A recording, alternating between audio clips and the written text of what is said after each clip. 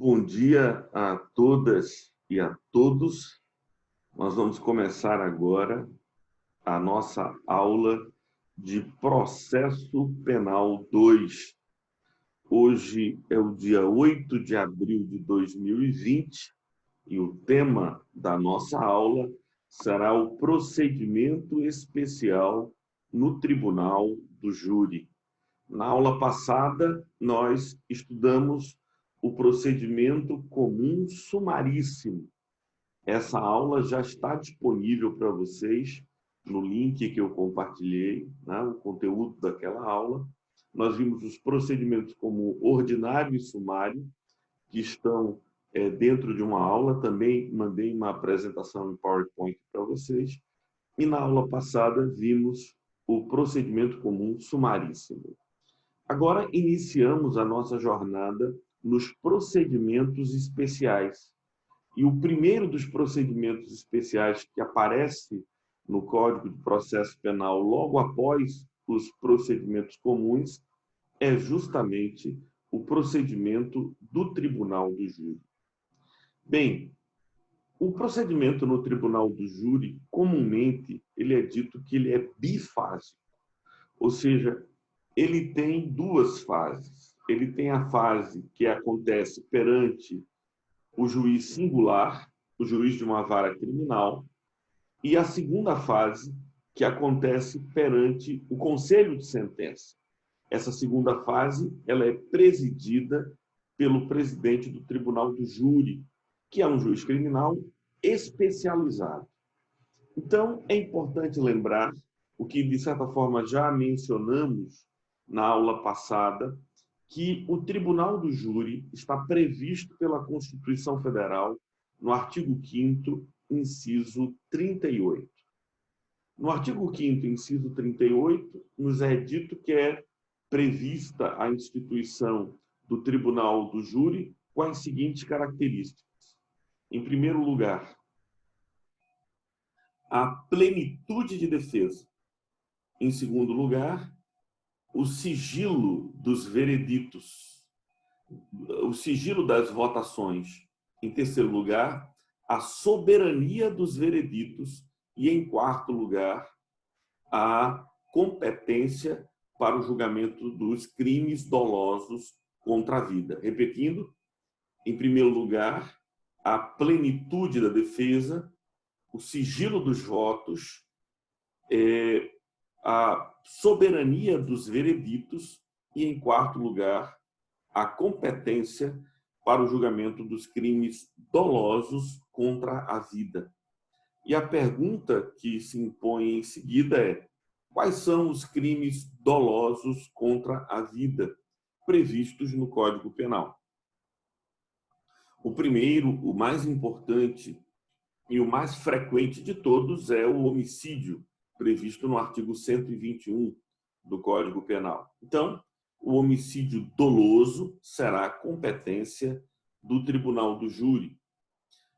Depois, o induzimento, instigação e auxílio ao suicídio. Observem que esse artigo tem uma nova redação no Código Penal, que também trabalha o induzimento, instigação e auxílio à autolesão. Isso foi incluído no artigo 122, contudo, não incluído na competência do Tribunal do Júri, porque não se trata, neste caso, de crime doloso contra a vida, mas contra a integridade física. Então, a gente continua com a parte A do artigo 122. E depois o infanticídio. O infanticídio, que é aquele momento em que a mãe, ainda em estado puerperal, tira a vida de seu próprio filho. E as três formas de aborto do artigo 124, 125 e 126. O artigo 124 fala do aborto provocado pela própria gestante. O artigo 125 fala do aborto provocado por terceiro, sem o consentimento da gestante. E o artigo 126 fala do aborto provocado por terceiro com o consentimento da gestante. Portanto, estes 4 crimes são os crimes da competência do Tribunal do Júri.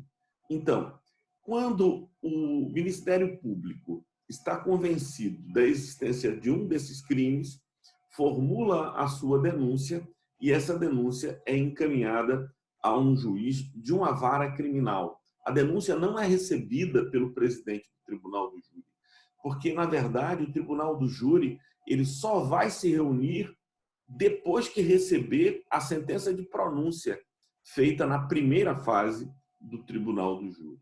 Então, eu queria saber, até aqui, se nós compreendemos tudo que está disposto no artigo 5º, inciso 38 da Constituição Federal. Por plenitude de defesa, nós entendemos que é a possibilidade de, nos debates do júri, se utilizar todos os argumentos jurídicos e extrajurídicos que sejam favoráveis à tese mantida quer pelo Ministério Público, quer pelo querelante, quer pelo defensor do réu. Por sigilo da votação, significa que nós não vamos ler todos os votos, e nem esses votos serão públicos ou fundamentados. Eles serão votos secretos, feitos pelo Conselho de Sentença e lidos até alcançar a maioria de 4 votos. Por soberania dos vereditos, significa que nenhum outro tribunal ou juiz poderá alterar a decisão do Conselho de Sentença, muito embora a decisão do presidente do tribunal do júri pode ser alterada na dosimetria da pena, na fixação, ou mesmo na presidência dos atos que realizam o julgamento perante o Conselho de Sentença, ou mesmo na primeira fase, o juiz que presidia a primeira fase, seus atos podem ser anulados por recurso, né? Pelo Tribunal de Justiça ou qualquer outro recurso superior ao Tribunal de Justiça. Então, por soberania dos vereditos, significa que a decisão dos jurados não pode ser alterada. E, por último lugar, a questão da competência. A competência está limitada a estes pontos que nós vimos. Um detalhe que eu acho interessante, para o qual eu quero chamar a atenção de vocês, é que as pessoas acham que toda vez que alguém morrer, fruto de um crime, a competência é do tribunal do júri. Não é verdade. Não é verdade. Existem inúmeros crimes que são qualificados pelo resultado morte, mas o dolo do agente, na hora que cometeu o crime, não era matar. Então, por exemplo, lesão corporal seguida de morte não é competência do tribunal do júri.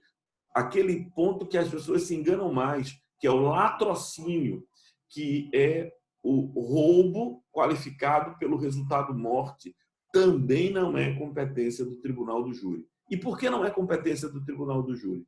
Porque no roubo qualificado pelo resultado morte, a intenção do agente não é matar. Ele matou no meio do roubo. E ele responderá por isso. Mas não há o dolo inicial de tirar a vida da vítima. Também é o caso da extorsão mediante sequestro, qualificado pelo resultado morte. Enfim, todos esses crimes que têm a morte como uma qualificadora do crime, mas não como elemento essencial do crime, não é objeto do tribunal do júri, não será da competência do tribunal do júri. Pergunto, meus amigos, se há alguma dúvida até aqui. Tudo em paz? Podemos continuar?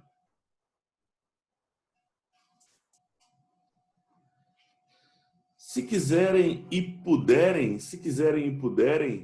liberem aí a câmera de vocês, porque isso me dá a sensação de que eu não estou falando sozinho aqui, me dá uma sensação de que estamos juntos e que eu estou falando para vocês mesmo. Ainda estou me acostumando com esse negócio de ficar dar aula olhando para a telinha e olhando para o nome de vocês ou para a foto de vocês.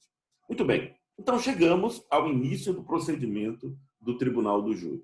Então, o Ministério Público, convencido de que houve um crime doloso contra a vida, faz a denúncia. E o Código vai falar o tempo todo, a partir do artigo 406, sobre queixa-crime. Seria possível queixa-crime num crime de homicídio ou um crime doloso contra a vida?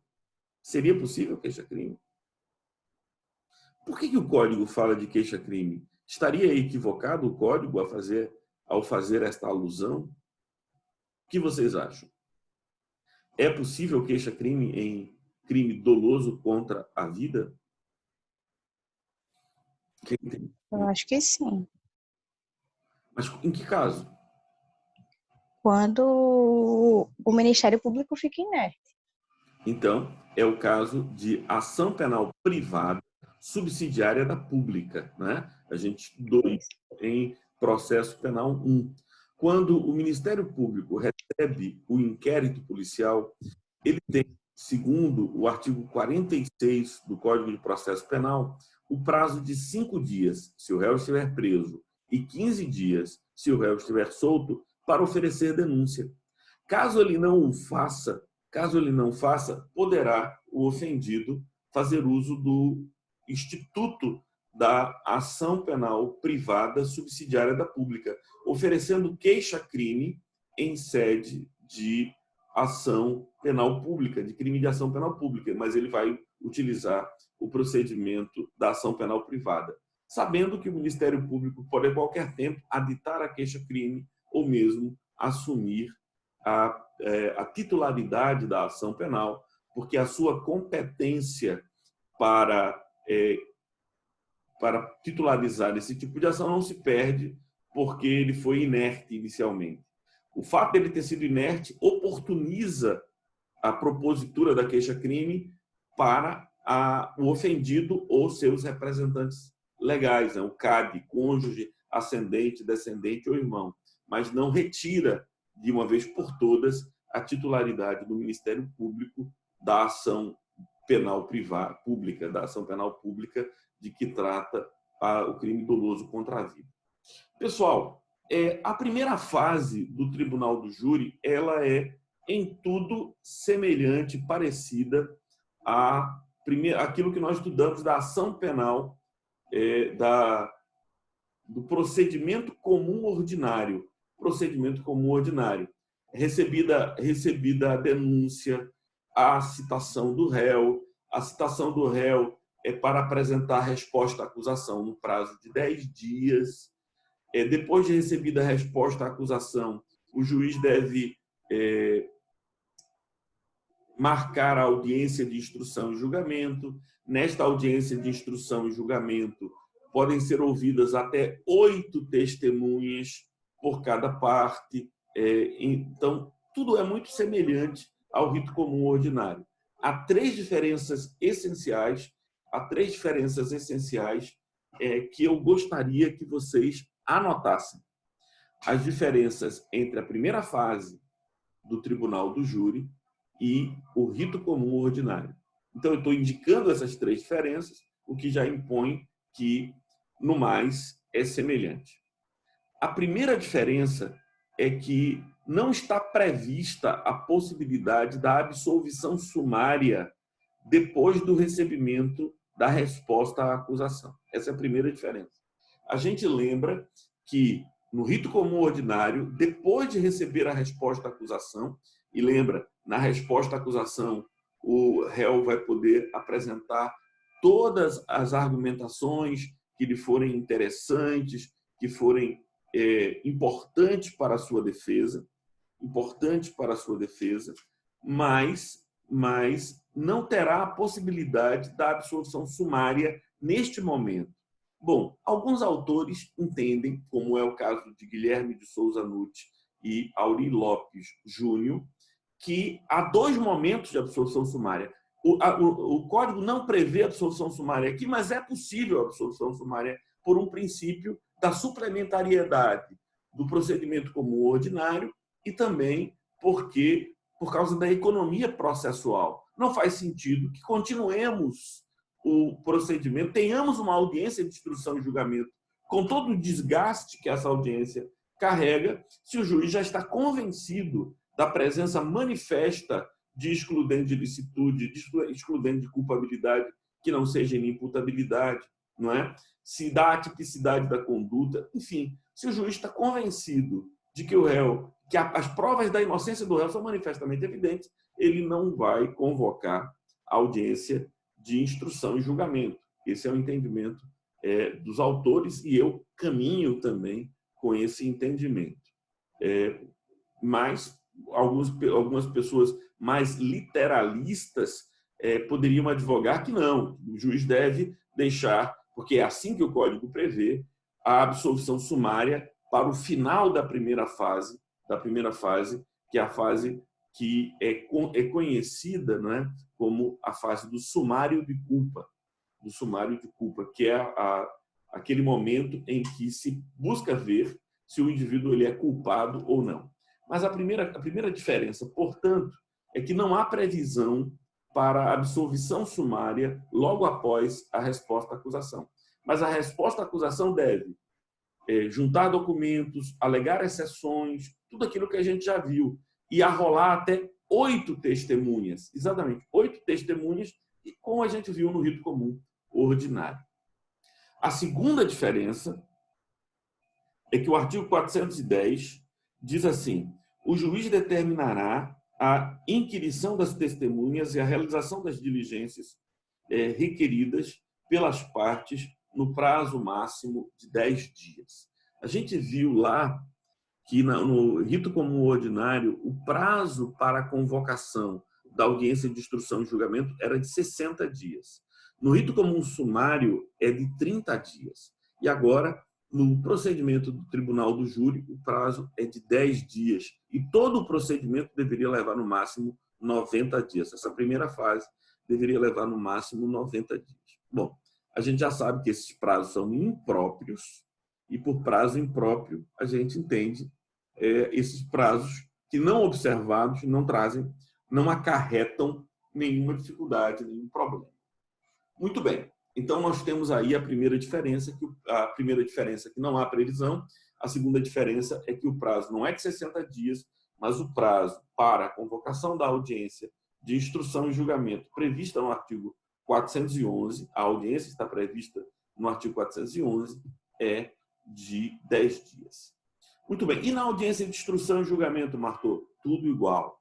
Ouve-se a vítima, se isso for possível, depois da vítima, testemunhas de acusação, depois as testemunhas de defesa, depois os peritos, acariações, apresentação de reconhecimento de pessoas e coisas, e, por último, haverá o interrogatório do acusado. E se o acusado não se fizer presente, nós vamos tomar a sua ausência como um silêncio, né? Como silêncio, não podendo aí dessa realidade pressupor coisa alguma.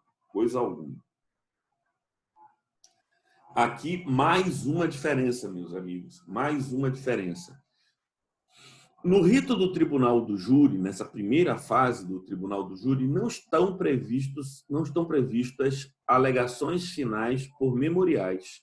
Apenas há a previsão das alegações finais orais. Vejam que está aqui no artigo 411, parágrafo 4º.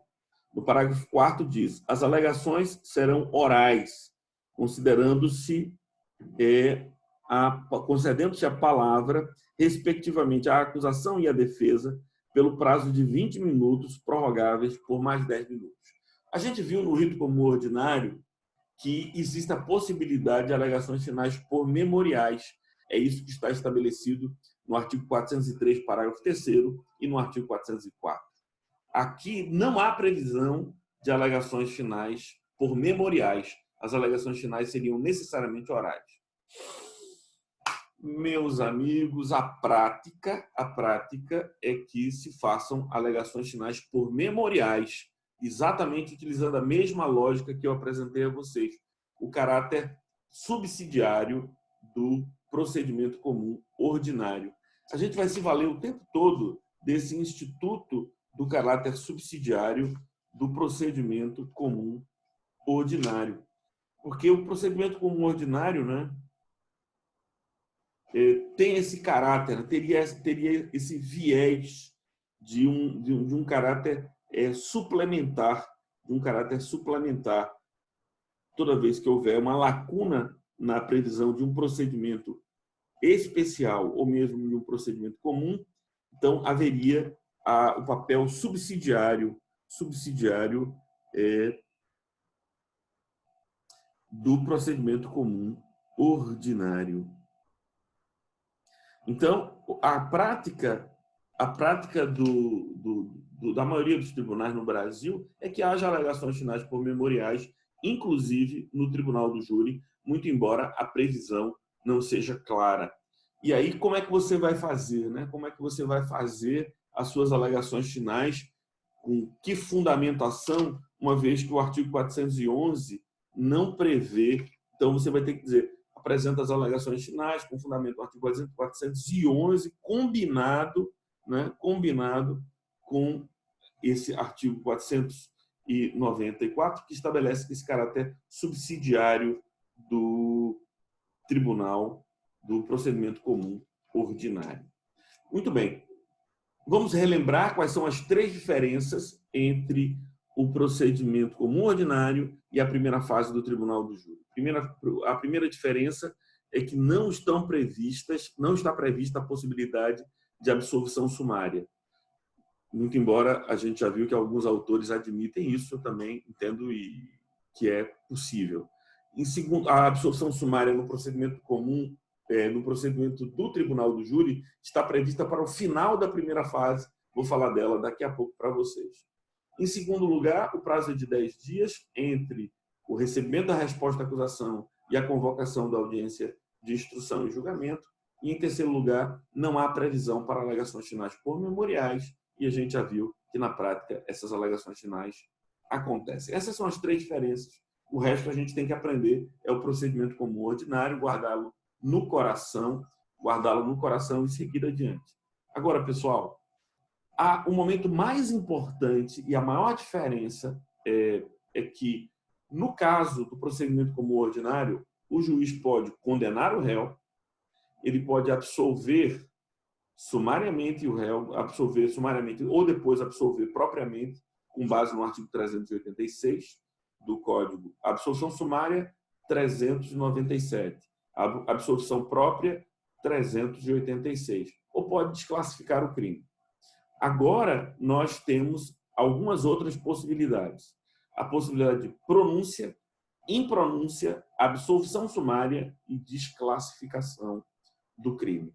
Então, o juiz, ao final da primeira fase do tribunal do júri, terá a possibilidade de pronunciar o réu, impronunciar o réu, absolvê-lo sumariamente, seria uma segunda oportunidade de absolvição sumária, uma vez que a primeira teria sido logo após a resposta à acusação, ou desclassificar o crime, e essa desclassificação, por sua vez, vai se subdividir em desclassificação para competência de outra vara, ou desclassificação para um outro crime de competência ainda do tribunal do júri. Nós vamos ver tudo isso agora.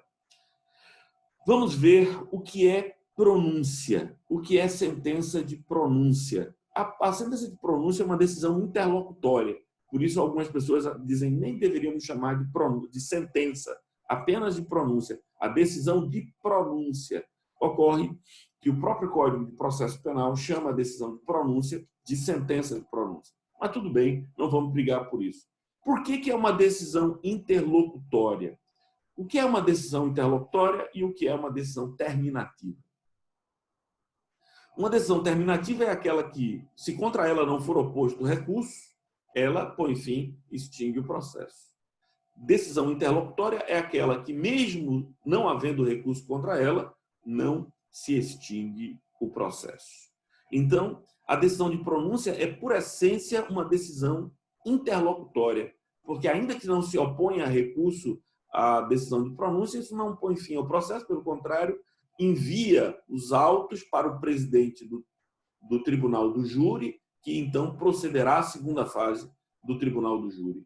E a pergunta é, em que casos haverá a pronúncia do réu?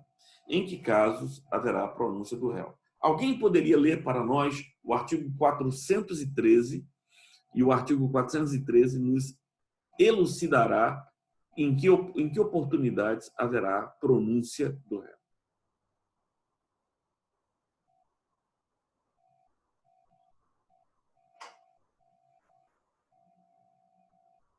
413, alguém pode ler? Vou ler, professor. Pois não, professor. Priscila. Seção 2 da pronúncia, da impronúncia e da absolvição sumária. Artigo 413. O juiz fundamentadamente pronunciará o acusado se convencido da materialidade do fato e da existência de indícios suficientes de autoria ou de participação. Então, veja, isso no procedimento comum ordinário seria um dos motivos pelos quais o juiz rejeitaria a denúncia ou queixa-crime, né? Então, quando a gente viu os motivos pelos quais o juiz, no procedimento comum ordinário, pode rejeitar a denúncia ou queixa-crime, artigo 395, uma das as razões é o inciso terceiro, a falta de justa causa. E justa causa é justamente prova da materialidade do fato e indício suficiente de autoria. No caso aqui, o juiz pode rejeitar logo que receber, mas um dos princípios que vai reger a primeira fase do tribunal do júri é o princípio do indubio pro societate. Indubio pro societate. Ou seja, não é um indúbio pro réu. É na dúvida, vamos deixar seguir o processo. Porque na dúvida, busquemos a alternativa mais favorável à sociedade. E é mais favorável à sociedade que nós caminhemos com o processo. Então, haveria um momento em que o juiz, não estando convencido de modo absoluto da prova da materialidade do fato e de suficiente autoria, ele deixaria o processo correr, porque lá no final ele então poderia pronunciar o réu, se convencido agora da materialidade do fato e do indício suficiente de autoria, ou impronunciar o réu, nos termos do artigo 414, impronunciar o réu se ele não estiver convencido da materialidade do fato e dos indícios suficientes de autoria. Mas a gente já sabe, então, o que é a sentença de pronúncia, o que é a decisão de pronúncia, é quando o juiz, convencido da prova da materialidade do fato e de que há indício suficiente de autoria, pronuncia o réu, remetendo-o para julgamento perante o tribunal do júri. Está claro até aqui? Vamos continuar, Priscila, a leitura do 413. Parágrafo 1º. A fundamentação da pronúncia limitar-se-á à indicação da materialidade do fato e da existência de indícios suficientes de autoria ou de participação, devendo o juiz declarar o dispositivo legal em que julgar um curso acusado e especificar as circunstâncias qualificadoras e as causas de aumento de pena. Então, vejam bem, nessa primeira fase, o juiz ele não vai condenar, fazer dosimetria da pena, nada disso, porque nós estamos apenas numa fase de o que a gente vai chamar de sumário de culpa, que é para perceber se há elementos de culpa por parte do agente. Ele vai apenas, na decisão, na sentença de pronúncia, ele vai dizer que verificou que houve a materialidade do fato, geralmente está aqui, ó, perícia tanatoscópica, que demonstra que a vítima morreu através de disparos de arma de fogo ou pela penetração de objeto pérfuro contundente. Aqui fora de foco agora. Pérfuro contundente. Enfim, então, prova da materialidade do fato. Quer mais prova da materialidade do fato do que o cara morto de forma violenta? Segunda coisa, indício suficiente de autoria. Durante a audiência de instrução e julgamento, 2 ou 3 pessoas disseram que foi o réu o autor do fato, então, indício suficiente de autoria, se tem testemunhas, se tem uma filmagem, se tem qualquer elemento que convença, que dê elementos mínimos de autoria. Presente esses elementos de autoria, então o juiz pronunciará o réu. Mas, veja, ele não deve influenciar nem os jurados, nem o presidente do tribunal do júri. Ele deve apenas fundamentar isso e dizer, portanto, pronuncio o réu, senhor fulano de tal, como incurso nas penas do crime do artigo 121, parágrafo 2º, incisos tais e tais, ou seja, é um homicídio qualificado, especificando as qualificadoras do homicídio, eventualmente causas de aumento, causas de diminuição, ou ainda pronuncio o réu, senhor fulano de tal, como incurso no artigo 121, parágrafo 1º, no caso de homicídio privilegiado. Então, ele pode estabelecer qualificadoras, privilegiadoras, causas de aumento e causas de diminuição. Isso é a tipificação que ele, então, encontra para a pronúncia. Então, a pronúncia se dá quando ele encontra provas da materialidade do fato e indícios suficientes de autoria. A sentença de pronúncia se limita a descrever isso e a estabelecer em que artigo de lei encontra-se em curso o réu. Por exemplo, como é que vai ser causa de diminuição? Se o crime foi tentado, então ele vai dizer artigo 121, parágrafo 2º, a linha, inciso tal, combinado com o artigo 14, inciso 2º do Código Penal. E aí seria a forma tentada, logo é uma causa de diminuição da pena, porque a tentativa é uma forma de diminuição da pena. Então, vamos continuar a leitura, Priscila, do parágrafo 2º. Parágrafo 2º. Se o crime for afiançável, o juiz arbitrará o valor da fiança para concessão ou manutenção da liberdade provisória.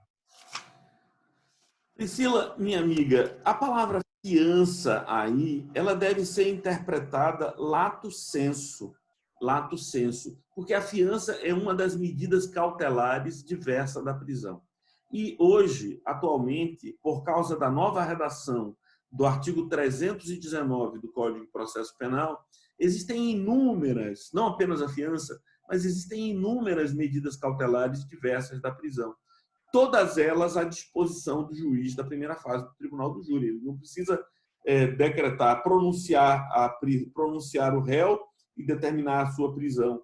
E se ele o fizer, tem que estar presente as circunstâncias da prisão preventiva prevista no artigo 312 e 313 do Código de Processo Penal. Mas porque ele tem à sua disposição inúmeras formas de cautelarmente, não é, manter o réu sob o seu olhar, sob os seus cuidados. Então, aqui quando se lê, ele determinará a fiança, ele pode fazê-lo, mas lembrando que fiança é uma das medidas cautelares diversas da prisão previstas pelo Código de Processo Penal. Beleza?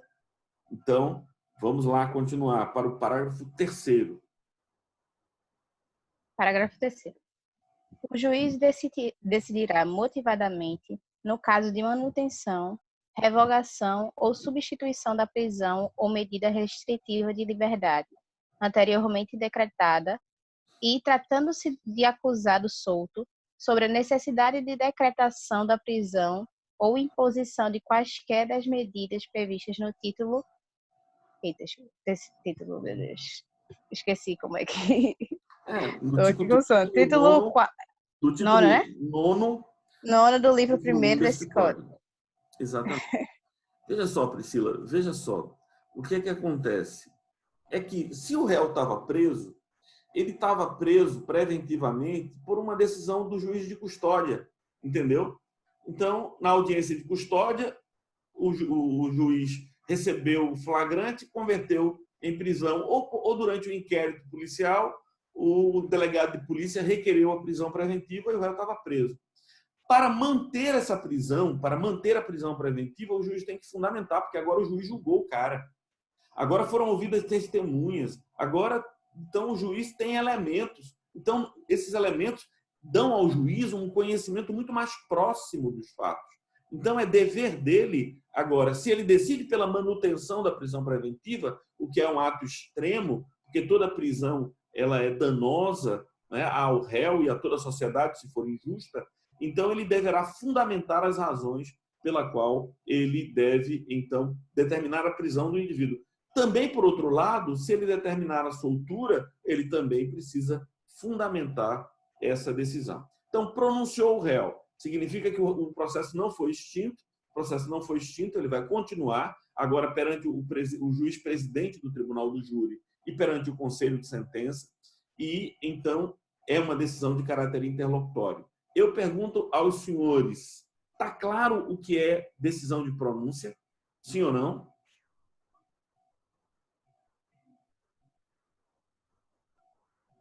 Há alguma dúvida a respeito do conceito de decisão de pronúncia?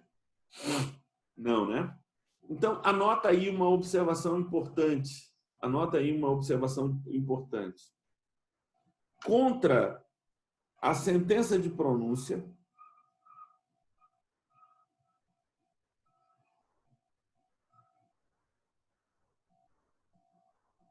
contra a sentença de pronúncia, caberá o recurso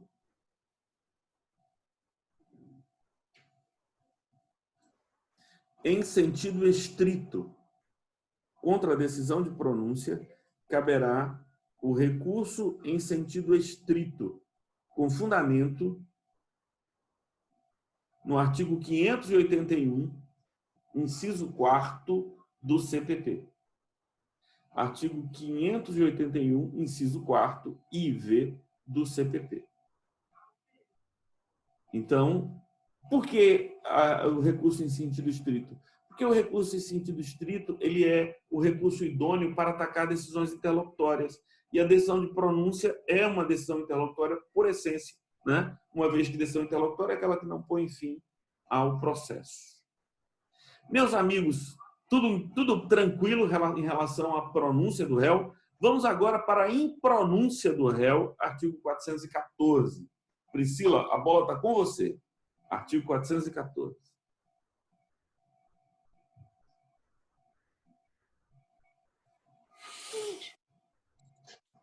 Não se convencendo da materialidade do fato ou da existência de indícios suficientes de autoria ou de participação, o juiz fundamentadamente impronunciará o acusado. Ok? Continua. Parágrafo único. Vai para o parágrafo único, vai. Enquanto não ocorrer a extinção da punibilidade, poderá ser formulada nova denúncia ou queixa se houver prova nova. Beleza. Então, a gente tem aqui a impronúncia. A impronúncia é diferente da absolvição sumária. Porque a absolvição sumária é porque o juiz está convencido de que há provas manifestas de que o cara é inocente. Mas aqui não. Aqui ele só não tem justa causa. A justa causa não lhe está clara. Nem mesmo o princípio do indúbio pro societate sustentou a manutenção dessa denúncia. Então, se ele está convencido que não há provas da materialidade do fato, por exemplo, não há provas de que dolosamente a mãe tirou a vida da criança para acusá-la de infanticídio, não é? Imagine que uma situação que a mãe despertou, acordou assustada na maternidade com a criança sem vida, porque ela dormiu e deitou-se sobre a criança. Então, não há um indício de uma autoria aqui de que ela tivesse a intenção de matar o filho, porque o infanticídio é sempre doloso, não há infanticídio culposo, né? Então, aqui, diante dessa situação, o juiz deveria impronunciar a ré, né? Porque não estão presentes estes elementos. Aqui haveria a possibilidade de desclassificar o crime de infanticídio para homicídio culposo, também, né? Então, essa é uma outra possibilidade. Mas a impronúncia, vamos voltar à impronúncia, vamos se fixar na impronúncia, a impronúncia ocorre quando o juiz não está convencido da materialidade do fato ou não está convencido de que os indícios apresentados a ele através da denúncia ou colhidos durante a audiência de instrução e julgamento são suficientes para submeter o réu ao constrangimento de um julgamento posterior. Pessoal, impronúncia, tudo bem? Pronúncia, o juiz está convencido da materialidade do fato e indício suficiente de autoria. Impronúncia, ele não está convencido da materialidade do fato ou de que haja indícios suficientes de autoria. Estamos prontos, Priscila, para caminhar para a absolvição sumária prevista no artigo 415 do CPP. Vamos lá. Bola está com você. Artigo 415. O juiz fundamentadamente absolverá desde logo o acusado quando: inciso 1º, provada a inexistência do fato; segundo, provado não ser ele o autor ou partícipe do fato; terceiro, o fato não constituir infração penal; E A quarto, tipicidade da conduta. demonstrada a causa de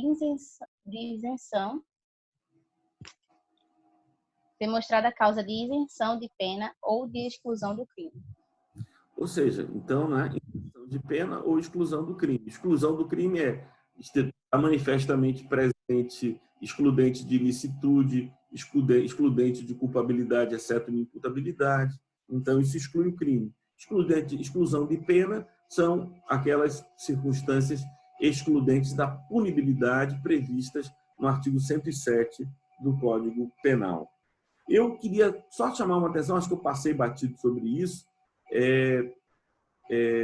porque Priscila leu o parágrafo único do 414 e eu não teci maiores comentários. O que está estabelecido no 414 é que a decisão de impronúncia não cria coisa julgada material, significando dizer que aquela acusação a que o réu foi submetido poderá voltar se surgirem provas novas de que ele foi o autor ou de que efetivamente o fato aconteceu. Até a extinção da punibilidade, por exemplo, até a prescrição do crime. Enquanto o crime não prescrever, então o Ministério Público poderá formular uma nova denúncia com novas provas que comecem a persecução criminal do réu. Então é isso que diz o artigo 414, que a decisão de pronúncia, ou de impronúncia, a decisão de impronúncia não cria coisa julgada material, apenas coisa julgada formal, significando dizer que naquele processo isso não poderá voltar, né? Mas poderá voltar em outra ação penal com a outra denúncia. Então, Priscila passou então a ler o 415 e no 415 ela estabeleceu as condições da absolvição sumária. E aí, a tipicidade da conduta, excludente de licitude, excludente de punibilidade, está provado que o fato não aconteceu, está provado que ele não colaborou nem para produzir o resultado, não. Então ele é inocentado. A absolvição sumária, anota aí, Jefferson, anota essa dica importante prevista no artigo 416.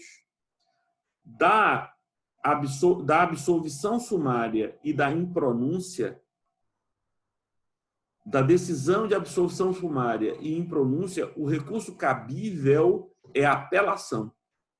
O recurso cabível é a apelação. Então, é exatamente isso que diz o artigo 416. Contra a sentença de impronúncia ou de absolvição sumária, caberá apelação. Apelação, então a gente faria apelação com fundamento no 416, combinado com o artigo 593 do Código de Processo Penal. Mas Priscila não leu, não me enrole não, Priscila, você não leu o parágrafo único do 415. Leia para a gente aí o parágrafo único do 415. Parágrafo único. Não se aplica o disposto no inciso 4º do caput desse artigo ao caso de inimputabilidade, prevista no caput do artigo 26 do Decreto-Lei nº 2.848, de 7 de dezembro de 1940, Código Penal, salvo quando esta for a única tese defensiva. Então, eu já expliquei a vocês anteriormente que a inimputabilidade não seria um motivo para a absolvição sumária. Por que a inimputabilidade não é um motivo para a absolvição sumária? Não é motivo para a absolvição sumária porque eu preciso saber se foi o agente ou não que praticou a conduta. Porque mesmo sendo inimputável, ele não pode receber pena, mas pode receber sanção penal na forma de medida de segurança. Medida socioeducativa se for menor de 18 anos e medida de segurança propriamente dita se ele for deficiente mental, tiver uma deficiência mental tão grave que ele se torne, assim, incapaz de compreender o caráter ilícito de sua conduta e portar-se de acordo com esse entendimento. Então, veja, a decisão de pronúncia, o recurso é o recurso em sentido estrito, artigo 581, inciso 4º. A decisão de absolvição sumária e de impronúncia, o recurso é apelação, artigo 416, combinado com o artigo 593.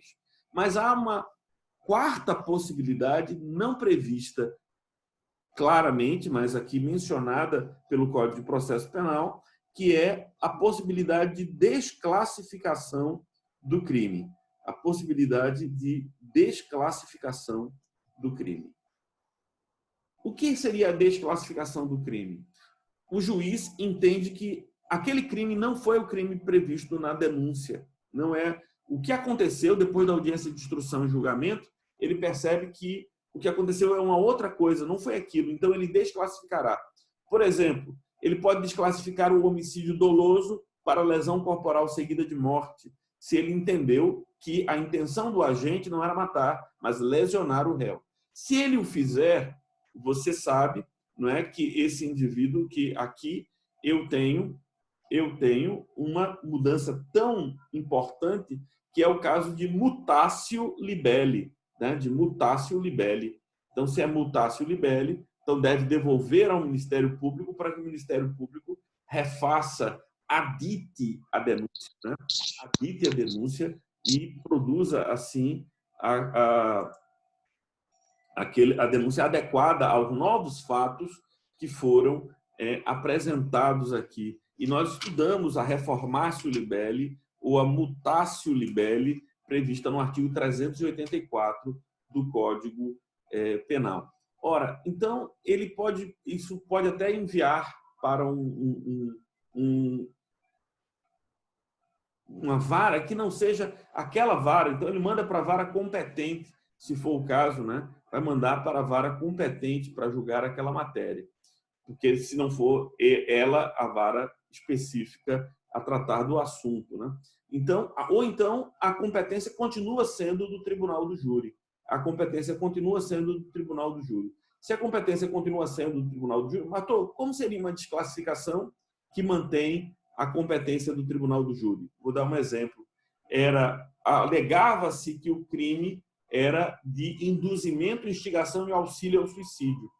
E aí a gente percebeu que o réu, na verdade, havia induzido ao suicídio uma pessoa que era deficiente mental. E se essa pessoa era deficiente mental, aqui eu não tenho mais induzimento, instigação ao suicídio, eu tenho homicídio. Então, eu desclassifico do 122 para o 121. Então, porque se o indivíduo não era capaz de discernir, não, eu estou induzindo a pessoa para suicidar, porque o suicídio pressupõe a consciência do agente, né, do indivíduo que se suicida, ele tomou alguma decisão. Se ele é menor de idade ou deficiente mental, não há que se falar de induzimento de instigação ao suicídio, né? Se ele é menor de 14 anos. Se ele é menor de 14 anos ou deficiente mental, então a gente tem aqui o consentimento viciado, e se não há consentimento, a gente vai falar de homicídio propriamente. Então, é uma desclassificação, mas essa desclassificação não retira a competência do tribunal do júri.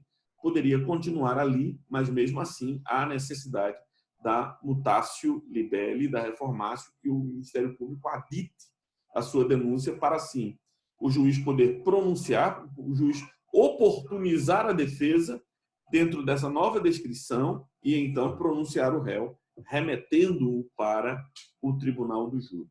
Então, para a decisão, anota, isso é uma observação importante, para a decisão que desclassifica o crime, o recurso cabível é o recurso em sentido estrito, 581 caput do Código de Processo Penal. Então, se houve a desclassificação, recurso em sentido estrito.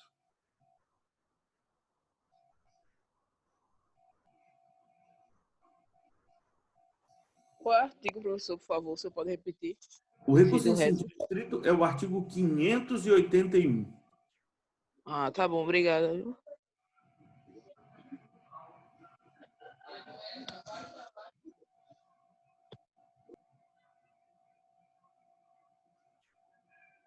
Muito bem, pessoal.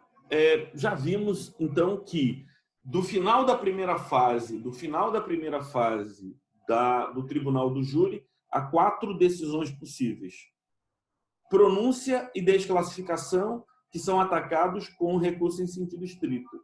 E absolvição sumária e impronúncia, que que são atacados através da apelação. Artigo 416, apelação, combinado com o artigo 593, que rege a apelação, estabelecendo prazo de 5 dias para interposição, mais 8 dias para a juntada das razões recursais. Vamos estudar recurso. E, pessoal, não se preocupem, porque nós vamos ter a oportunidade de estudar os recursos um a um. Mas eu acho que é muito interessante que, à medida que a gente vai estudando os institutos, a gente aprenda qual é o recurso para aquela decisão. Porque depois a gente só faz um fechamento, né, de todo o nosso conhecimento acerca dos recursos. Beleza? Por isso, eu acho que é importante que a gente vá vendo esses recursos aqui e agora, né? Muito embora a gente deixe para discussão de tudo isso depois. Minha amiga Priscila, você poderia ler o artigo 421, que é o finalzinho da primeira fase do Tribunal do Júri? Artigo 421. Preclusa a decisão de pronúncia, os autos serão encaminhados ao juiz-presidente do Tribunal do Júri. Parou, Priscila. O que é que significa preclusa a decisão de pronúncia? Ou seja, tendo havido recurso em sentido estrito e a decisão tenha sido mantida, né? Então, houve um recurso em sentido estrito para atacar a decisão de pronúncia. A pronúncia foi mantida, então, manda para o Tribunal do Júri, manda para o juiz-presidente do Tribunal do Júri. Ou, se não houve recurso, né? Se não houve recurso, porque o prazo para o recurso em sentido estrito é de 5 dias, passaram-se os 5 dias, ninguém interpôs recurso em sentido estrito, então está preclusa a decisão, a sentença de pronúncia. Continua. Parágrafo 1º. Ainda que preclusa a decisão de pronúncia, havendo circunstância superveniente que altere a classificação do crime, o juiz ordenará a remessa dos autos ao Ministério Público. Mas, Priscila, que circunstância seria esta que altera, depois da decisão de pronúncia, altera a classificação do crime? É claro, por exemplo, um dos crimes que é da competência do Tribunal do Júri é o homicídio doloso, quer na forma tentada, quer na forma consumada. Então, imagine que quando o juiz pronunciou o réu, ele pronunciou o réu como incurso nos crimes do artigo 121, parágrafo 2º, combinado com o artigo 14, inciso 2º do Código Penal, ou seja, homicídio na forma tentada. Mas o cara morreu. Ou seja, nesse período, o indivíduo que estava hospitalizado morreu. Morreu em decorrência dos ferimentos provocados pelo réu, no momento da agressão. Então, se desclassifica, muda a tipificação. Deixa de ser crime tentado para ser crime agora consumado. E se o crime é consumado, então, volta lá, o Ministério Público vai aditar a denúncia para que siga para o julgamento. Não muda o fato, muda somente a tipificação, porque o que aconteceu agora é uma decorrência da conduta do réu, da qual ele já se defendeu e estava apresentando suas razões.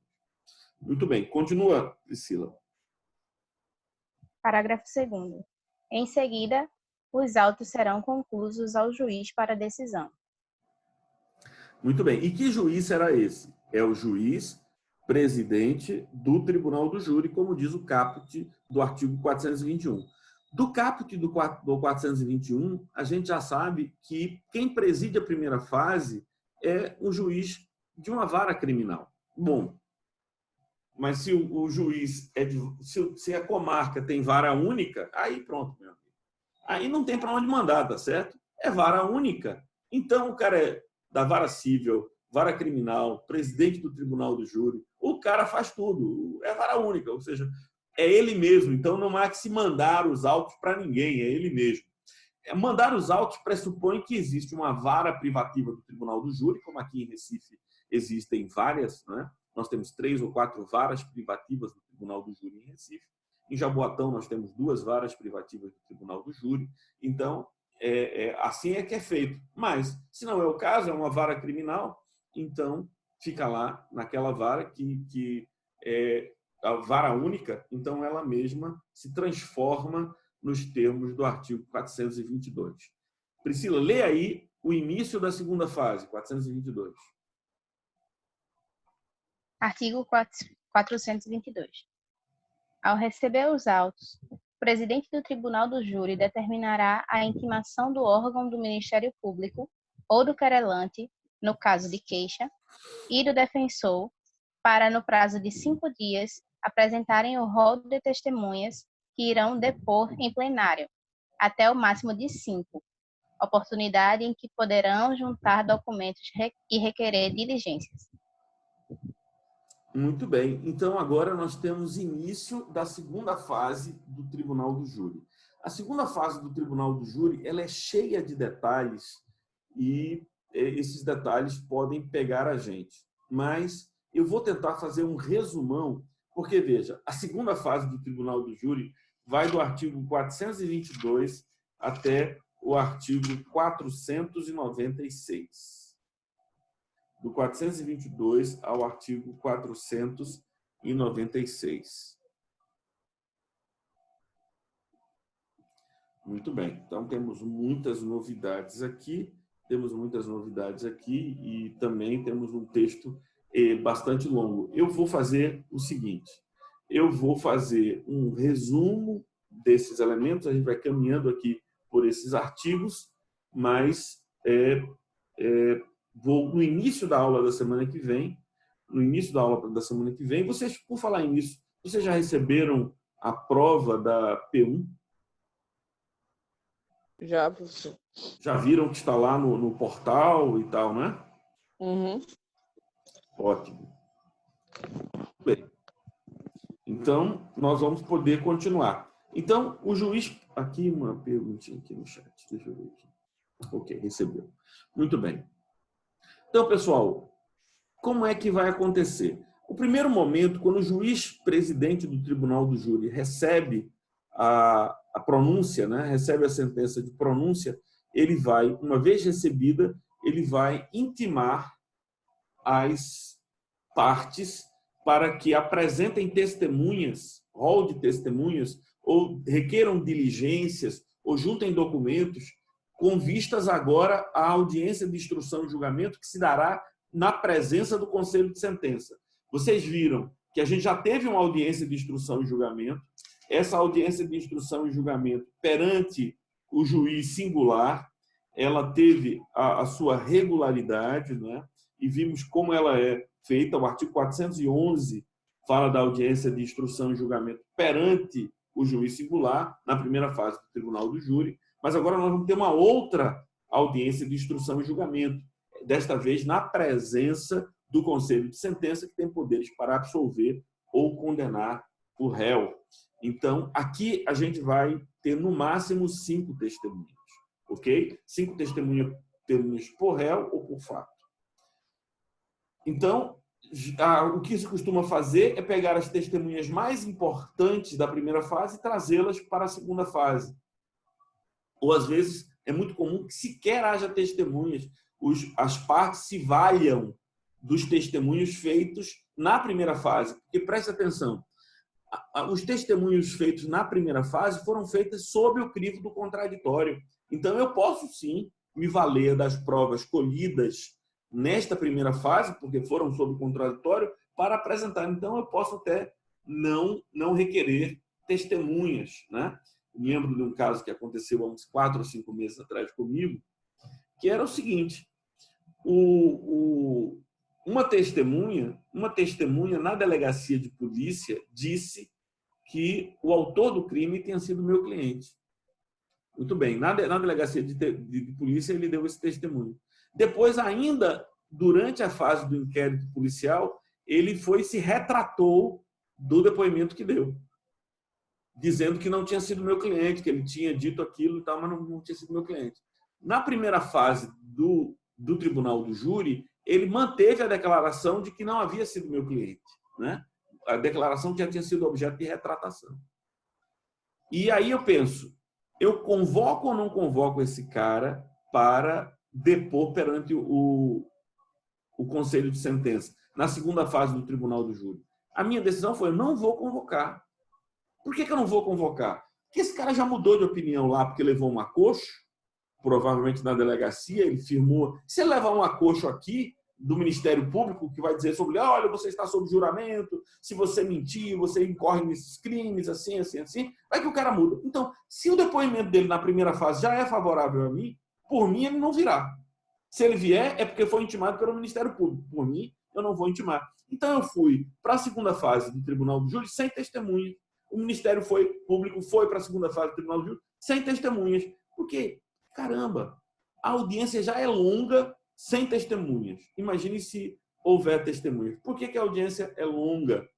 Porque, como a gente vai ver daqui a pouco, na fase de debate está prevista 1h30 para a acusação, 1h30 para a defesa.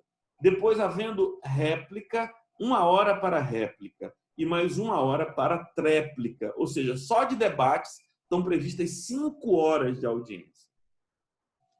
Então, meus amigos, se além dos debates orais nós tivermos a colheita de testemunhas, aí fica realmente longo e isso acaba sendo prejudicial para as partes. Por quê? Porque é muito provável que os jurados já fiquem assim, meio aéreos, depois de ouvir tanta conversa, tanta falação, na hora de decidir, os caras não estão atentos. Então, é melhor, depois de uma audiência de 10, 11 horas, né, eu já participei de julgamentos que duraram 3 dias.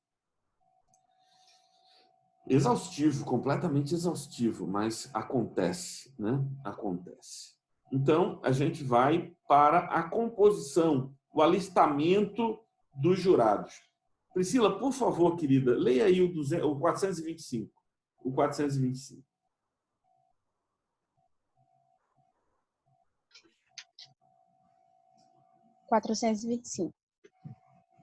Anualmente serão alistados pelo presidente do Tribunal do Júri de 800 a 1.500 jurados nas comarcas de mais de 1 milhão de habitantes e 300 a 700 nas comarcas de mais de 100 mil habitantes e de 80 a 400 nas comarcas de menor população. Então, nós teremos entre os eleitores os jurados alistados. É um ato do Poder Judiciário alistar qualquer cidadão maior de 18 anos, capaz de ler e escrever, para ser jurado, tá certo?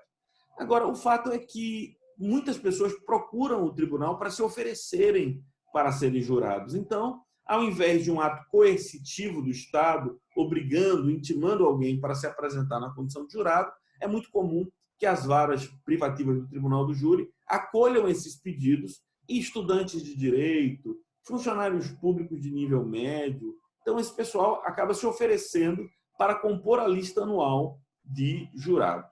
Continua, Priscila. Artigo 1º, parágrafo 1º. Onde for necessário, poderá ser aumentado o número de jurados e ainda organizada uma lista de suplentes, depositadas as cédulas em urna especial com as cautelas mencionadas na parte final do parágrafo 3º do artigo 426 desse Código. Ok, continua. Parágrafo 2º.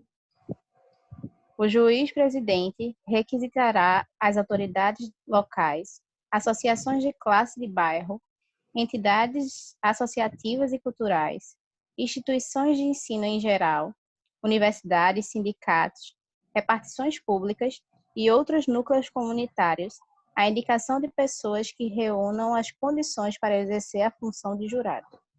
Então, veja que é um envolvimento, pelo menos o Código de Processo Penal prevê assim, o envolvimento de toda a sociedade civil organizada para a escolha dos melhores representantes da sociedade civil para compor esse conselho de sentença, não é? Compor os jurados, essa lista de jurados, e para cada, se você tem, pelo que Priscila leu aqui no caput do artigo 425, então, a menor possibilidade é de 80 a 400 jurados. Então, dessa lista, que é de no mínimo 80, o juiz intimará 25 para se fazerem presentes,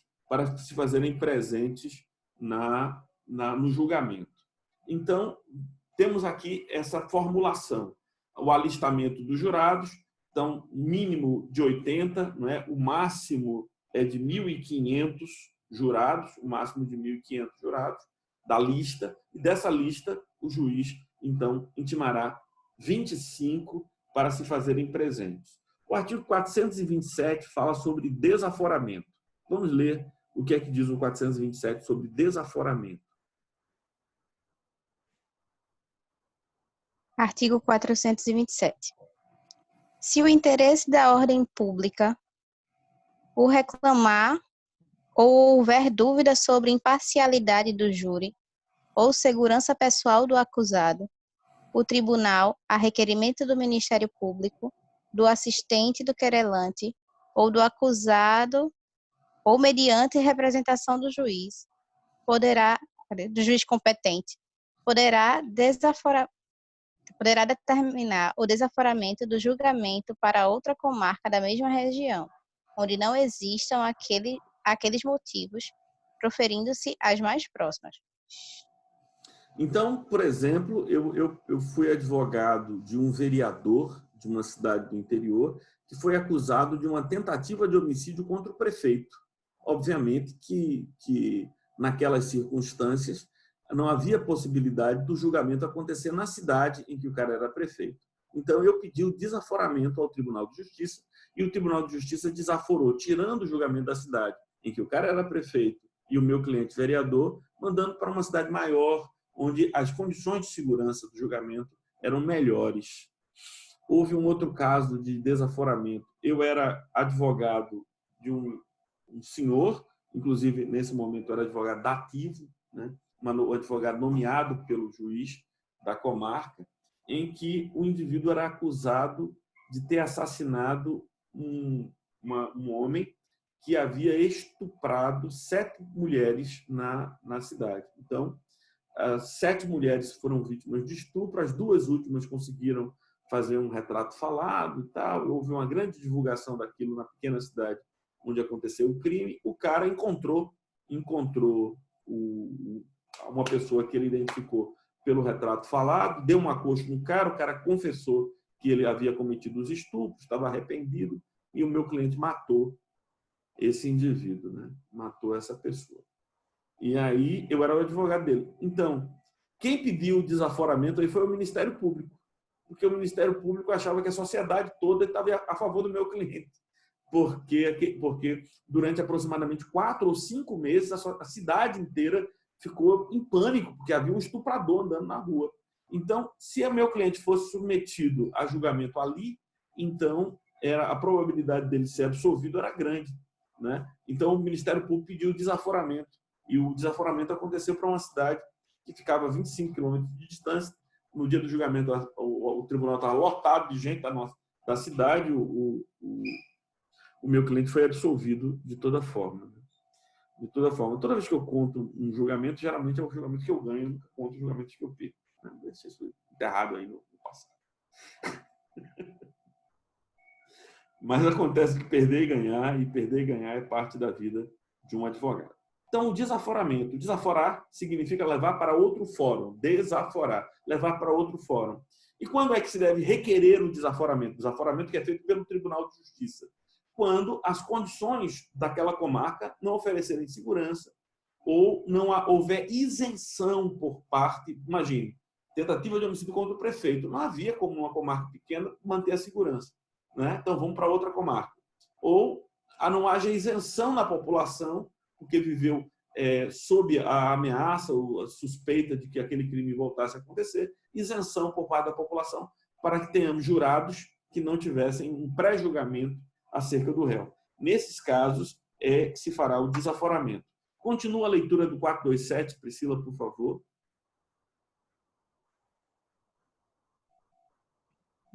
Parágrafo 1º. O pedido de desaforamento será distribuído imediatamente e terá preferência de julgamento na Câmara ou turma competente. Continue. Continua? Continue. Parágrafo 2º. Sendo relevantes os motivos alegados, o relator poderá determinar fundamentadamente a suspensão de julgamento pelo júri. Parágrafo 3º. Será ouvido o juiz-presidente quando a medida não tiver sido por ele solicitada. Parágrafo 4º. Na pendência de recurso contra a decisão de pronúncia ou quando efetivado o julgamento, não se admitirá pedido de desaforamento, salvo, nesta última hipótese, quando o fato ocorrido durante ou após a realização de julgamento anulado. Ok. Muito bem, a gente já viu essas hipóteses de desaforamento. Vamos para um dos pontos mais delicados do Tribunal do Júri, que leva inúmeros crimes à prescrição, que é a questão da organização da pauta. 429 do CPP. Por favor, Priscila, nos ajude aí. 429. Artigo 429. Salvo motivo relevante que autorizar a alteração da ordem dos julgamentos, terão preferência. Inciso 1º, os acusados presos. 2º, dentre os acusados presos, aqueles que estiverem há mais tempo na prisão. 3º, em igualdade de condições, os precedentemente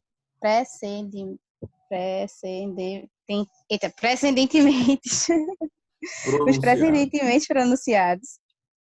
Parágrafo 1º.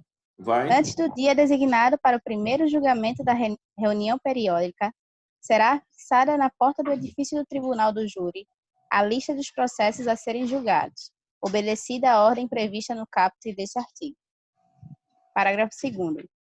O juiz-presidente reservará datas na mesma reunião periódica para a inclusão de processo que tiver o julgamento adiado. Então, vejam bem. Então, o que é que nós temos? Nós temos que a pauta de julgamentos coloca em primeiro lugar o réu preso. Ora, se coloca em primeiro lugar o réu preso, então a gente está falando necessariamente aqui de um crime de homicídio doloso ou um crime de aborto sem consentimento da gestante, que é um crime violento. Porque, veja, infanticídio. O réu não vai estar preso, porque o juiz determina que a pessoa fique em casa. O infanticídio nunca vai ter réu preso. Aborto provocado pela própria gestante também não vai ter represa. Então, o que é que acontece? O juiz vai formar a pauta. E me diga uma coisa, Henrique, se você fosse o juiz presidente do Tribunal do Júri, você colocaria o infanticídio antes ou depois dos crimes de homicídio? Qual é a sua opinião? Se você fosse o presidente do Tribunal do Júri. Professor, o senhor repete a pergunta, por favor. A pergunta é a seguinte: se você fosse o presidente do Tribunal do Júri, na hora de organizar a pauta, você ia colocar primeiro homicídios ou infanticídio? Eu acredito que infanticídio. Mas, Henrique, você ia colocar o infanticídio antes dos homicídios? Porque os homicídios são crimes mais graves, não é? Os crimes são mais graves. Então, o infanticídio, a mulher estava em estado puerperal e, nesse estado, tirou a vida do seu próprio filho, né? É um homicídio privilegiado, a pena é pequenininha. Então, o costume, Henrique, é colocar primeiro os homicídios. Então, deixa eu dizer como é que se forma a pauta. Em primeiro lugar, homicídio consumado com réu preso. Em primeiro lugar, homicídio consumado com réu preso. Depois, homicídio consumado com réu foragido. Depois, homicídio consumado com réu solto por decisão judicial. Terceiro. Quarto, homicídio tentado com réu preso. Depois, homicídio tentado com réu foragido. Depois, homicídio tentado com réu solto por decisão judicial. Depois, aborto provocado por terceiros sem consentimento da gestante. Depois, aborto provocado por terceiro com consentimento da gestante. Depois, induzimento, instigação e auxílio ao suicídio. Ou seja, toda essa regra, essa pauta será feita até que nós cheguemos ao fim. E o que é que acontece via de regra, e eu posso dizer isso ex cátedra, porque alunos meus de TCC fizeram uma pesquisa e nas comarcas de Recife, Jaboatão e Olinda, não houve sequer um julgamento de infanticídio perante o tribunal do júri, não houve sequer um julgamento de aborto provocado pela própria gestante nos últimos 10 anos, meus amigos. Ou seja, não há julgamento, isso não é submetido a julgamento. E por que não é submetido a julgamento? Porque prescreve. Prescreve. O aborto prescreve em 8 anos. Então, se em 8 anos não houver o julgamento, vai prescrever o crime. E ninguém, porque esse aborto provocado pela o autoaborto, né? O aborto provocado pela própria gestante. Então, tem uma discussão enorme aí, que eu acho até graça às vezes, se a gente deveria descriminalizar ou não descriminalizar o aborto. Meus amigos, o aborto, na prática, está descriminalizado, porque ninguém no Brasil é preso por praticar aborto. Isso porque a competência para julgar quem pratica aborto é do tribunal do júri. E o tribunal do júri tem uma pauta que não acaba nunca. Por exemplo, os meus clientes, eu só tenho clientes que praticaram homicídio doloso, são acusados de terem praticado homicídio doloso. Eles são julgados, no mínimo, 4 ou 5 anos depois do fato delituoso. E eu já tive casos do julgamento acontecer 18 anos depois do fato delituoso. Imagine, 18 anos o cara está sendo submetido a julgamento agora. Porque prescreve, mas há fatores interruptivos da prescrição, né? Então, os fatores interruptivos da prescrição previstos lá no artigo 117 do Código Penal, ou seja, se houve denúncia, interrompe a prescrição, seja zero o prazo prescricional, a decisão de pronúncia, zero o prazo prescricional, então o cara pode ser julgado muito tempo depois do fato. Então, se um cara que está acusado de um homicídio demora esse tempo todo, imagina se o juiz vai ter interesse de colocar na pauta, não é que ele não tenha interesse de punir, mas de colocar na pauta de julgamento infanticídio, na pauta de julgamento aborto provocado pela própria gestante. Então, não faz muito sentido, essas coisas prescrevem. E a pesquisa que meus alunos fizeram recentemente nas comarcas de Recife, Jabotão e Olinda demonstram que nos últimos 10 anos ninguém foi julgado por infanticídio e autoaborto. O que eu acho que está certo, porque, bom, eu também, não estou dizendo que está certo não julgar, eu estou dizendo que está certo ter critérios para estabelecer a pauta. Então, eu acho que tem que ter mesmo critérios para estabelecer a pauta. Muito bem. A gente vai, então, ter a convocação dos jurados. Já vimos aquela lista de jurados. Serão convocados pelo menos 25 jurados para compor a audiência, né? Então, vamos ver aqui as funções dos jurados. Artigo 436. Lê para a gente aí, Priscila, por favor, 436. Artigo 436. O serviço do júri é obrigatório. O alistamento compreenderá os cidadãos maiores de 18 anos de notória idoneidade. Parágrafo 1º. Nenhum cidadão poderá ser excluído dos trabalhos do júri ou deixar de ser alistado em razão de cor, etnia, raça, credo, sexo, profissão, classe social ou econômica, origem ou grau de instrução. Parágrafo 2º. A recusa injustificada ao serviço do júri acarretará multa no valor de 1 a 10 salários mínimos, a critério do juiz, de acordo com a condição econômica do jurado. Ok, muito bem. Então, nós temos aí a obrigatoriedade do comparecimento dos jurados. Então, vamos agora para a audiência propriamente. Vejam que eu vou fazer um pulo grande, recomendo que vocês leiam o que eu não li, contudo, cobrarei apenas o que li e discutir com vocês aqui em nossas provas, mas a gente não está estudando para a prova, né? Não tem ninguém aqui estudando para a prova, está estudando para a vida. Então, recomendo enfaticamente que vocês leiam todo o conteúdo. Mas vamos para o 447. 447. Artigo 447. O Tribunal do Júri é composto por um juiz togado, seu presidente, e por 25 jurados que serão sorteados dentre os alistados, 7 Então, dos quais... a gente tinha aquela lista que era de no mínimo 80, né, e no máximo de 1.500. Dentre esses, 25 foram sorteados para serem intimados para comparecer à audiência. Vai, continua. Lê de novo, eu cortei teu raciocínio, desculpa. O tribunal do júri é composto por um juiz togado, seu presidente, e por 25 jurados que serão sorteados dentre os alistados, 7 dos quais constituirão o conselho de sentença em cada sessão de julgamento. Continue, por favor. Artigo 448.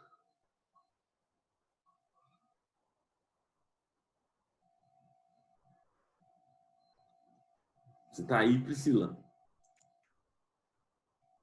Eita, eu pensei que eu estava lendo, professor, estava no mudo. Artigo 448. Vai. São impedidos de servir no mesmo conselho. Primeiro, marido e mulher. Segundo, ascendente e descendente. Terceiro, sogro e genro ou nora. Quarto, irmãos e cunhados durante o cunhado. Cunhadio. A cunhadio. Quinto, tio e sobrinho. Sexto, padrasto, madrasta ou enteado. Isso é entre si, tá certo, gente? Isso é entre si. Ou seja, eles não podem ter nenhum parentesco entre si. Vai. Parágrafo 1º. O mesmo impedimento ocorrerá em relação às pessoas que mantenham união estável reconhecida como entidade familiar. Parágrafo 2º. Aplicar-se aos jurados disposto sobre os impedimentos à suspeição e à incompatibilidade dos juízes togados. Então, a gente tem... Então, por exemplo, se você já foi parte do julgamento, você participou do julgamento de uma pessoa, e esse julgamento foi cancelado pelo Tribunal de Justiça, e ele vai ser submetido a novo julgamento, você não pode participar do novo julgamento, né? É um impedimento. Muito bem, vamos para 449. 449. Não poderá servir o jurado que, primeiro, tiver funcionado em julgamento anterior do mesmo processo, independentemente da causa determinante de julgamento posterior. Segundo, no caso do concurso de pessoas, houver integrado o conselho de sentença que julgou o outro acusado. Terceiro, tiver manifestado prévia disposição para condenar ou absolver o acusado. Ok. Então, nesses casos, ele não poderá servir no tribunal do júri. Já tem todo mundo sabe que ele acha que o cara tem que ser condenado mesmo e tal. Então, nesses casos, não poderão servir no tribunal do júri. Muito bem. Professor, eu não entendi esse primeiro. Tiver funcionado em julgamento anterior do mesmo processo. É o seguinte, veja só. Imagine que o indivíduo foi julgado e ele foi absolvido no primeiro julgamento. E aí o Ministério Público apelou ao Tribunal de Justiça dizendo que a decisão dos jurados foi manifestamente contrária à prova dos autos. A decisão dos jurados foi manifestamente contrária à prova dos autos.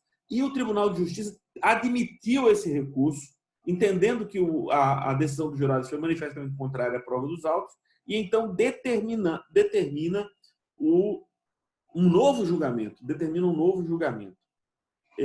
Veja, minha amiga, o artigo 593, que trata de apelação, e diz que caberá a apelação no prazo de 5 dias. Aí, inciso 3º, das decisões do Tribunal do Júri, a linha D, for a decisão dos jurados manifestamente contrária à prova dos autos. E aí, vai se falar sobre isso no parágrafo 3º, diz: se a apelação se fundar no inciso 3º, a linha D desse artigo, o tribunal adquém, ou seja, o Tribunal de Justiça, o tribunal adquém, se convencer de que a decisão dos jurados é manifestamente contrária à prova dos autos, dar-lhe-á provimento para sujeitar o réu a novo julgamento. Não se admite, porém, pelo mesmo motivo, segunda apelação. Então, nesse caso, o indivíduo vai ser julgado duas vezes. Na primeira vez ele foi julgado, foi absolvido ou condenado, a parte recorreu ao juiz adquém, que é o Tribunal de Justiça, ou se o Tribunal do Júri era federal, ao Tribunal Regional Federal, e aí o tribunal disse, olha, de fato, a decisão do jurado foi manifestamente contrária à prova dos autos, então eu vou submeter o réu a novo julgamento. Deste novo julgamento, o cara que foi participante no julgamento anterior não pode atuar, entendeu? O jurado, que já foi sorteado antes, não pode atuar agora nesse segundo julgamento. Compreendeu? Sim. Que bom. Que bom. Era essa a possibilidade e eu entendi a tua preocupação. Porque você estava lembrando do princípio da soberania dos vereditos, né? E aí você imaginava que uma pessoa que já foi absolvida ou condenada não poderá ser submetido a novo julgamento. Mas é que há essa hipótese, né? Porque a soberania dos vereditos, Priscila, quer dizer que um tribunal superior não pode mudar a decisão dos jurados. Uma coisa é mudar, outra coisa é anular o julgamento e submeter o réu a novo julgamento. Mas mesmo isso ele só pode fazer uma vez, ou seja, não pode admitir nova apelação com a mesma fundamentação. Ou seja, se o indivíduo for de novo absolvido, isso aconteceu comigo já, não é? De eu ir para um tribunal, o meu cliente ser absolvido, o Ministério Público apelar, o Tribunal de Justiça anular o julgamento, a gente fazer outro julgamento e o cara ser absolvido de novo. Aí, paciência. Aí, dessa vez, terá que ser admitido a sentença e a decisão soberana do Tribunal do Júri. Muito bem. E isso só ocorre no caso da decisão, se for a decisão de absolução. Se for de condenação, a defesa não pode... Tanto faz. O pressuposto para que haja apelação, e toda vez que eu perco, eu apelo, Priscila, toda vez que eu perco, eu apelo. Porque o pressuposto da apelação é que a decisão dos jurados tenha sido manifestamente contrária à prova juntadas aos autos. Ou seja, eu juntei as provas que demonstravam que o meu cliente era inocente ou que ele tinha uma circunstância privilegiadora. Então, isso não foi admitido pelo tribunal, então caberá apelação para pleitear que o Tribunal de Justiça, reconhecendo que a decisão dos jurados é incompatível com a prova dos autos, não altere a decisão dos jurados, mas submeta o réu a novo julgamento. Entendeu? Porque eu acreditava que é porque eu não tinha associado, no caso do Tribunal do Júri, que precisava ter outro julgamento, porque na apelação tribunal da Justiça Comum, é o juiz que vai emitir uma nova decisão. Vai ter um novo julgamento. Ou tem um novo julgamento. Na verdade, no procedimento comum ordinário, quando a gente apela, quem vai decidir é o TJ. O TJ é que vai julgar agora em grau recursal. Mas, como o TJ não pode alterar a decisão dos jurados, por força do artigo 5º, inciso 38, a linha D da Constituição Federal, então ele não pode mudar a decisão dos jurados. Por isso, a única coisa que ele pode fazer é anular o julgamento para submeter a novo julgamento, e só pode fazer isso uma vez. Nunca mais será admitida, para o cara não ficar sendo julgado o tempo todo. Ok? Ok. Muito bem. Então, vamos passar ao momento mesmo das sessões, né, da reunião, da sessão do Tribunal do Júri. Artigo 453, Priscila, e eu vou pedir para você ler do 453 ao 455, por favor. O Tribunal do Júri reúne-se-á para as sessões de instrução e julgamento nos períodos e na forma estabelecida pela lei local de organização judiciária, até o momento da abertura dos trabalhos da sessão, o juiz-presidente decidirá os casos de isenção e dispensa de jurados e os pedidos de adiantamento De do julgamento. De Adiamento. adiamento. Porque é tão pequenininha a letra. Eu sei. De adiamento. De adiamento de julgamento, mandando consignar em ata as deliberações. Então, um jurado poderá, nesse momento, dizer: meritíssimo, eu quero que o senhor me dispense, porque minha mulher está muito doente em casa. Meritíssimo, eu, de fato, sou parente do réu, então eu quero que o senhor me dispense. Então, esse é o momento. Então, está todo mundo lá, os intimados compareceram, os 25 compareceram, como a gente já viu, se não comparecer é passível de sofrer multas. Então, eles compareceram, mas eles podem pedir. Não. As partes podem pedir o adiamento, porque uma testemunha importante não pôde estar presente, e o juiz verificará se é o caso ou não de adiamento do julgamento. Continua, Priscila. Artigo 455. Se o Ministério Público não comparecer, o juiz-presidente adiará o julgamento para o primeiro dia desimpedido da mesma reunião, cientificadas as partes e as testemunhas. Continua. Parágrafo único. Se a ausência não for justificada, o fato será imediatamente comunicado ao Procurador-Geral de Justiça com data designada para a nova sessão. Muito bem. Vai para o 456. Artigo 456. Se a falta sem escusa legítima for do advogado do acusado, e se outro não for por este constituído, o fato será imediatamente comunicado ao presidente da seccional da Ordem dos Advogados do Brasil, com a data designada para a nova sessão. Ok. Muito bem. Vamos agora ao artigo 463. Artigo 463. Comparecendo pelo menos 15 jurados, o juiz-presidente declarará instalados os trabalhos e anunciado o processo que será submetido a julgamento. Ok, Parágrafo. pessoal. Então, vamos lá. Vamos entender como é que é composto aqui o conselho de sentença. 25 pessoas são intimadas. Destas 25 pessoas, 15 pelo menos, devem estar presentes. Os que não vieram, os 10 que não vieram, vão ser objeto de multa, se não tiverem justificado suas ausências, obviamente. Mas pelo menos 15 é o quórum mínimo. Destes 15, que é o quórum mínimo para a realização do julgamento, 7 serão sorteados para compor o conselho de sentença, ok? Então, 25 intimados, mínimo de 15 presentes, e destes 15, ou 25, né, se todos tiverem ido, serão sorteados os 7 que comporão o conselho de sentença. Tranquilo?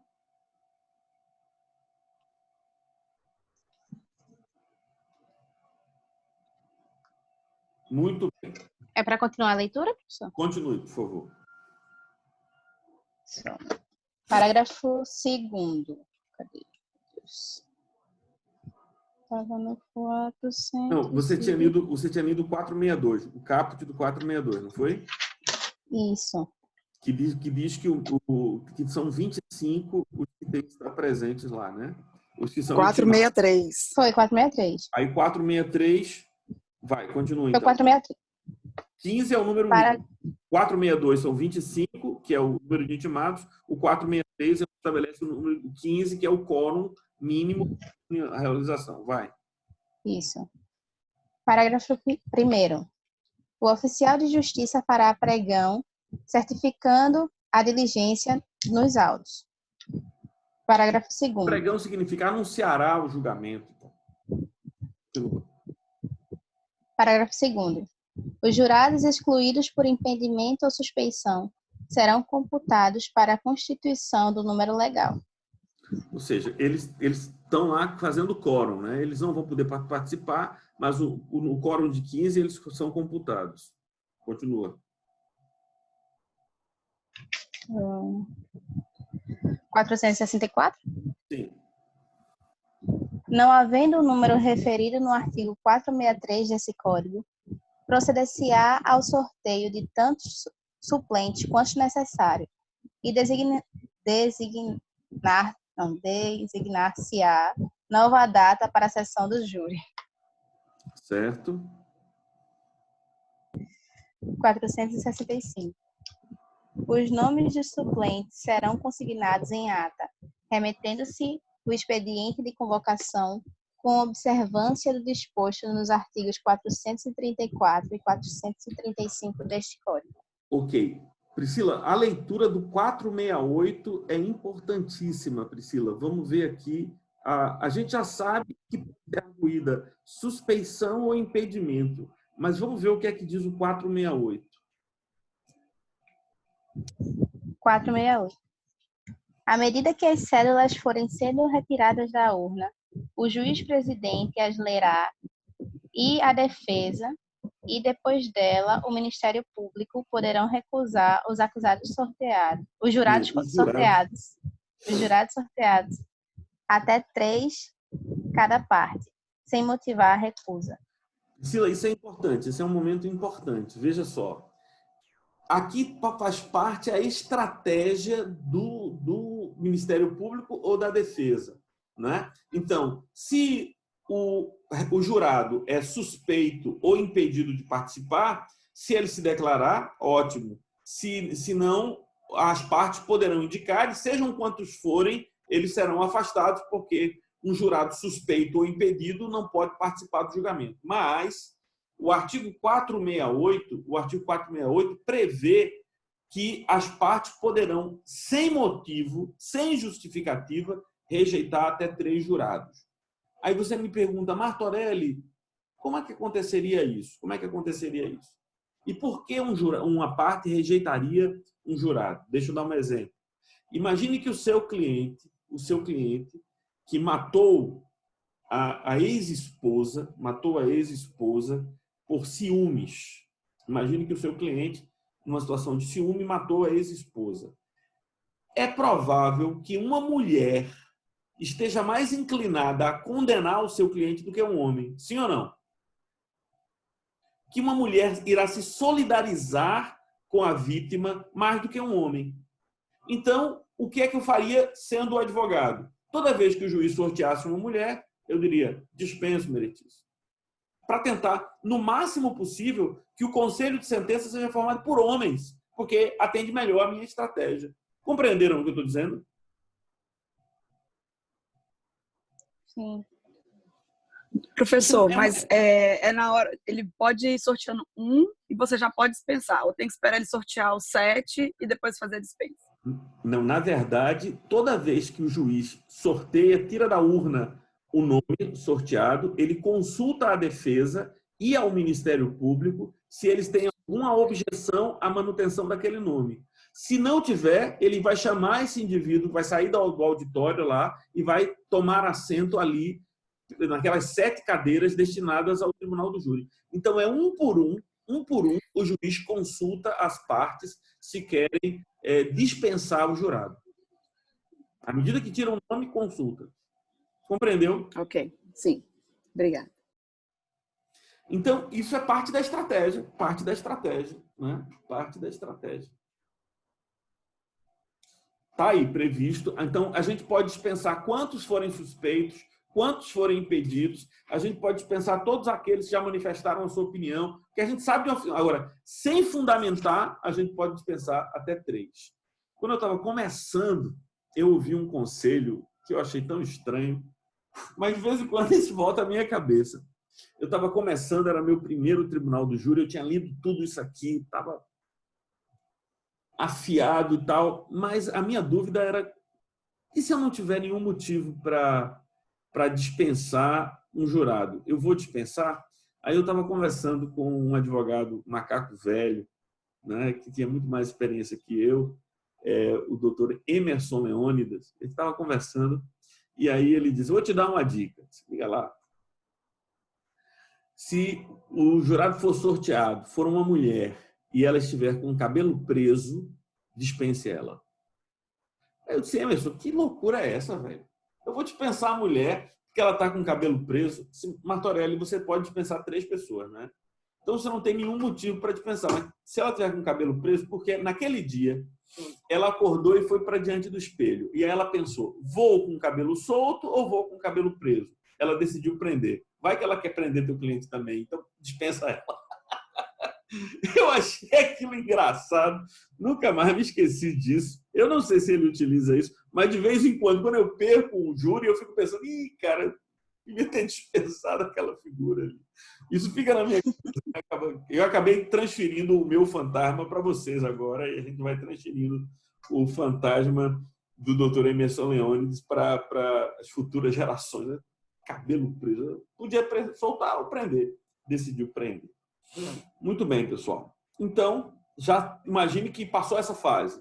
Os impedidos, os suspeitos e aqueles que foram rejeitados pelas partes estão afastadas e a gente tem os 7 que vão compor o conselho de sentença propriamente. E aí a gente tem o artigo 473, quais as instruções que o juiz deve fazer ao plenário. Vai lá, 473, Priscila. Prestado o compromisso pelos jurados, será iniciada a instrução plenária, quando o juiz-presidente, o Ministério Público e o assistente, o querelante e o defensor do acusado tomarão sucessiva e diretamente as declarações do ofendido, se possível, e inquirirão as testemunhas arroladas pela acusação. Perceba a ordem. Primeiro o ofendido, depois as testemunhas de acusação. Vai. Lembra que são até 5, né? Vai. Parágrafo 1º. Para a inquirição das testemunhas arroladas pela defesa, o defensor do acusado formulará as perguntas antes do Ministério Público e do assistente, mantidos, no mais, a ordem e os critérios estabelecidos nesse artigo. Então, se é testemunha de acusação, o Ministério Público pergunta primeiro, a defesa depois. Se é testemunha de defesa, a defesa pergunta primeiro, o Ministério Público depois. Se o juiz tiver necessidade de algum esclarecimento, ou os jurados tiverem necessidade de esclarecimento, se dirigirão ao juiz-presidente e o juiz-presidente pedirá esclarecimentos da testemunha. Ok? Parágrafo 2º. Os jurados poderão formular perguntas ao ofendido e às testemunhas por intermédio do juiz-presidente. Ou seja, se o jurado quiser um esclarecimento, ele pergunta ao juiz-presidente e o juiz-presidente formula a pergunta à testemunha ou à vítima, ao ofendido. Vai lá. Parágrafo 3º. As partes e os jurados poderão requerer acareações, reconhecimento de pessoas e coisas e esclarecimento dos peritos, bem como a leitura de peças que se refiram exclusivamente às provas colhidas por carta precatória e às provas cautelares antecipadas ou não repetíveis. Então, o que acontece é que o que se pode falar durante o plenário são os documentos juntados aos autos e o prazo para juntar documentos é até 3 dias antes da sessão de julgamento, né? Até 3 dias antes da sessão de julgamento, você pode juntar documentos. Esses são os documentos que você pode se valer. Mas você pode fazer acariações. O que são acariações? Eu já falei sobre isso, mas quem lembra?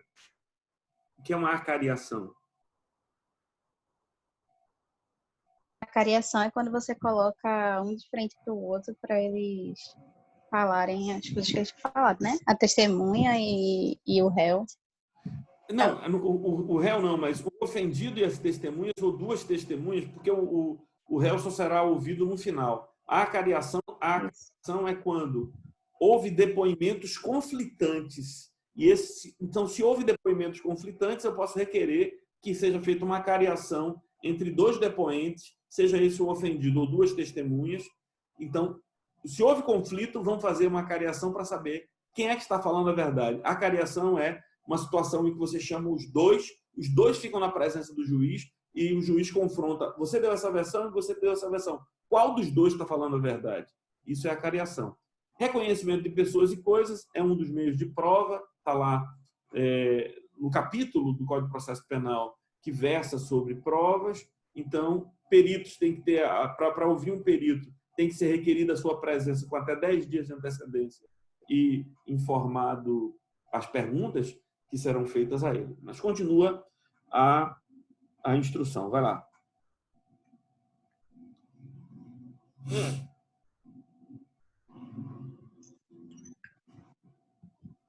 Tu estás no 474 agora. Certo. É porque caiu aqui, eu vou ler. Tudo bem. Artigo 474. A seguir será o acusado interrogado, se estiver presente na forma estabelecida do capítulo 3º do título 7º do livro 1º deste Código, com as alterações introduzidas nessa seção. Certo. Parágrafo 1º. O Ministério Público, o assistente, o querelante e o defensor, nesta ordem, poderão formular diretamente perguntas ao acusado. Parágrafo 2º. Os jurados formularão perguntas por intermédio do juiz-presidente. Isso já li, né, professor? Não, você estava falando de perguntas às testemunhas. Agora, as perguntas são ao acusado, no interrogatório. Então, mas segue a mesma ordem, né? Segue a mesma ordem, não. Porque quando as testemunhas são de defesa, primeiro pergunta o advogado. Agora, quando se trata do interrogatório do acusado, é o Ministério Público que começa fazendo as perguntas. Sim. Parágrafo 3º. Não se permitirá o uso de algemas no acusado durante o período em que permanecer no plenário do júri, salvo se absolutamente necessário à ordem dos trabalhos, a segurança das testemunhas ou a garantia da integridade física dos presentes. Ok. Continua. Artigo 475. O registro dos depoimentos e do interrogatório será feito pelos meios ou recursos de gravação magnética, eletrônica, estenotipia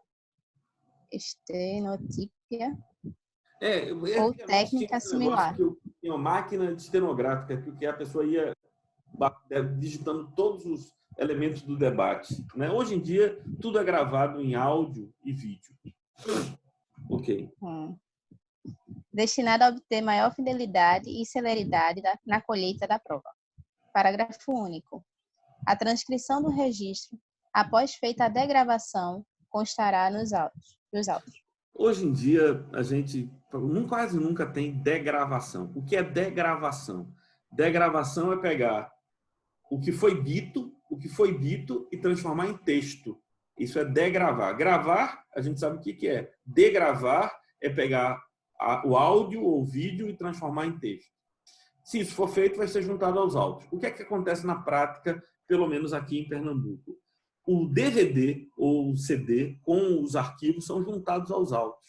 As partes chegam lá, pedem cópia e fazem cópia e utilizam a cópia dos arquivos. Não há degravação. O trabalho da degravação é monumental. Bora aos debates, Priscila. Os debates do 476. 476.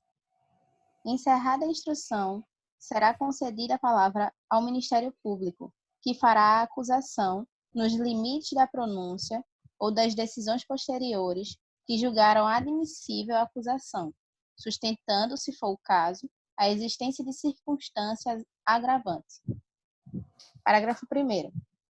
O assistente falará depois do Ministério Público. Parágrafo 2º.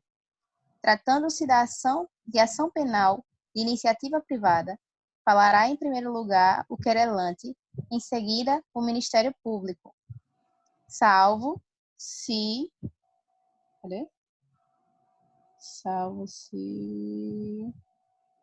este houver retomado titularidade da ação na forma do artigo 29 deste Código. A gente já viu isso, né? Que o Ministério Público pode assumir a titularidade da ação penal privada subsidiária da pública.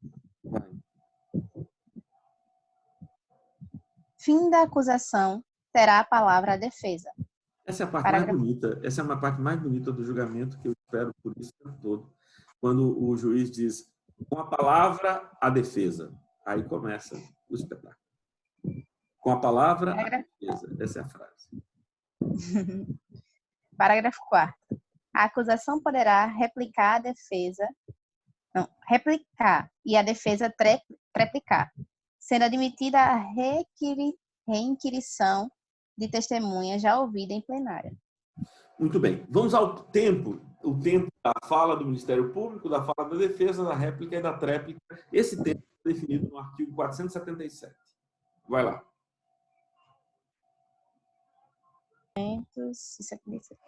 O tempo destinado à acusação e à defesa será de 1h30 para cada, e de 1 hora para a réplica, e outro tanto para a tréplica. Parágrafo 1º. Então, esse é o prazo, né? 1h30, os debates iniciais, ou seja, 1h30 para cada lado, dá 3 horas. Se houver réplica do Ministério Público, então haverá tréplica da defesa, porque é importante que a última voz que os jurados tenham escutado seja da defesa. Então, não é necessário que haja a réplica. Via de regra, há. Mas não é necessário que haja réplica. Mas, havendo réplica, haverá tréplica. Me lembro da situação em que o Ministério Público, dada a oportunidade do Ministério Público falar, né? Aí o promotor disse: meritíssimo, eu vou dispensar a oportunidade para a réplica, uma vez que os meus argumentos foram suficientes para demonstrar a minha tese, e os jurados que aqui estão conscientes de sua obrigação têm os elementos necessários para a condenação do réu. Aí o juiz disse: como o Ministério Público recusou o direito da réplica, então a defesa não terá direito à tréplica. Eu disse: meritíssimo. O Ministério Público, ao dizer que não queria fazer uso da réplica, dirigiu-se aos jurados e instou os jurados a condenar o meu cliente, razão pela qual ele fez réplica. Se ele o fez sucintamente, é um problema dele, eu gostaria do meu tempo para a tréplica. E comecei a lascar a tréplica. Entendeu? Então, se não vai ter réplica, o cara tem que ficar caladinho. Não, meritíssimo, dispensa o direito à réplica. Não pode se dirigir aos jurados. Se dirigir aos jurados, fez réplica, o que me dá direito à tréplica. Acorda aí. Acorda o pessoal aí. Bora, adiante. E a tréplica tem o mesmo tempo da réplica, 1 hora. 1 hora. Não importa quanto tempo o Ministério Público utilizou para a réplica. Ele teria até 1 hora. Se ele utilizou 5 minutos, problema dele. Eu tenho 1 hora. Ok. Vai lá, parágrafo 1º. Parágrafo 1º.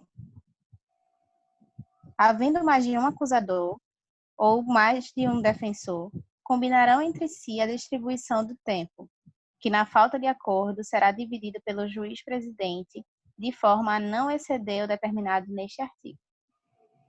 Certo. Parágrafo 2º. Havendo mais de um acusado, o tempo para a acusação e a defesa será acrescido de 1 hora e elevado ao dobro o da réplica e da tréplica, observando o disposto no parágrafo 1º deste artigo. Então, se a gente tem mais um acusado, vai ter mais tempo, então o processo fica imenso. Pessoal, eu não vou terminar o Tribunal do Júri hoje. Eu vou deixar para a gente ir para as votações, os detalhes da votação e retomar alguma coisa na próxima aula.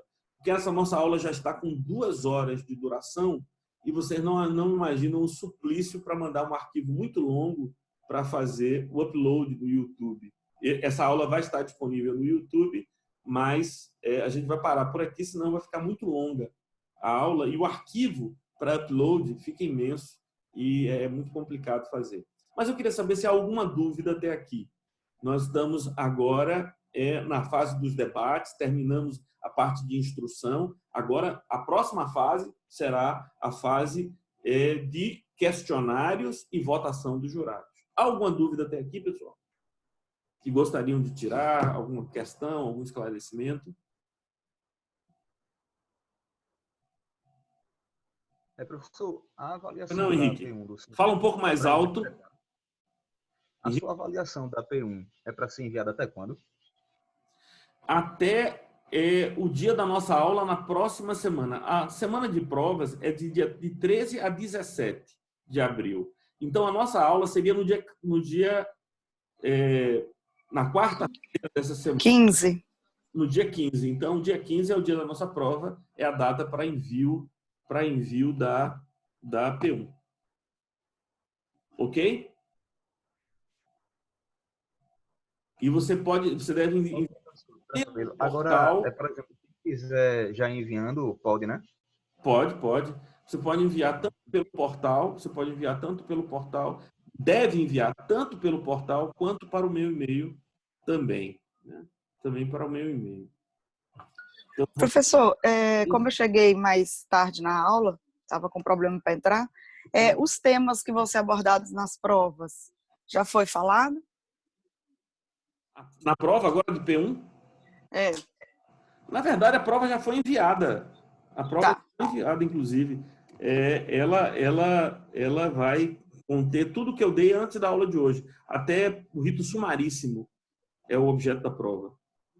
Então, eu vou pedir a vocês para enviar para esse e-mail aqui também e pelo portal, pelos 2 meios, para não haver dúvida. Ou seja, para termos uma redundância de segurança.